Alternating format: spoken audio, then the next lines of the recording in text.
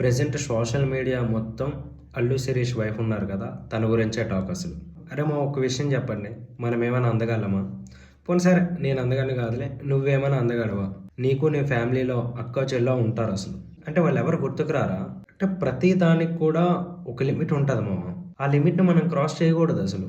మీ ఇంట్లో ఉన్న మీ అమ్మ గాని, మీ అక్క గాని, నీ వైఫ్ గాని, నీ ఫ్యామిలీ అంతా అందగత్తెలా?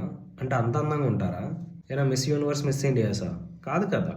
ప్రతి ఒక్క మనిషిలో ఒక లోపం ఉంటది. పక్కాగా ఉంటది. మరీ అంత లిమిట్స్ మర్చిపోయి మాట్లాడాల్సినంత అవసరం ఏంట్రా? కొంతమంది కామెంట్స్ అయితే కొచ్చేదానిలా ఉంది. కరెక్ట్ కాదు మామ అది. చాలా తప్పు. నీకు ఫ్యామిలీ ఉంటది. మీ ఇంట్లో గూడా ఆడపిల్లలుంటారు. వాళ్ళంతా అందగత్తెలు. ఏ ఫిజిక్‌లో ఉన్నారో ఆ ఫిజిక్‌లోనే ఉన్నారు. అసలు మా వోళ్ళో లోపమే ఉండదు అని అనుకుంటే మిస్ యూనివర్స్‌కి పోటీలు చేయమనండి. అంత లేదు గదా! ఖచ్చితంగా మీ వాళ్ళ దగ్గర గూడా లోపాలుంటాయి. మరి ఇక్కడ లోపాలున్నప్పుడు వేరే వాళ్ళని అంత దీనిగా కామెంట్ చేయడం తప్పు గదా! అలాగే నేను పతివ్రత అని చెప్పను. కాకపోతే నా లిమిట్స్ నేను క్రాస్ చేయను. నిజంగా అల్లు శిరీష్ మైండ్ సెట్‌కి మెచ్చుకోవాలసలు. అంటే నాకు తెలిసి ఖచ్చితంగా ఈ ట్రోల్స్ అన్నీ చూసే ఉంటాడు. అందుకే తను వీడియో తీసి మరీ పెట్టాడు. అంటే చాలా హ్యాపీ అని జెప్పి. రియల్లీ గ్రేట్ అసలు. మైండ్ సెట్‌కి మెచ్చుకోవాలి. ఎక్కడో కొంతమంది ఉంటారట్లా. అరే నేను నెగెటివ్‌గా కామెంట్ చేసిన అందరిని ఒకే ఒక విషయం అడుగుతాను. మీరంతా అంత అందగళ్ళా? లేదంటే మీ ఫ్యామిలీలో ఉన్నోళ్ళంతా అందగత్తెలా?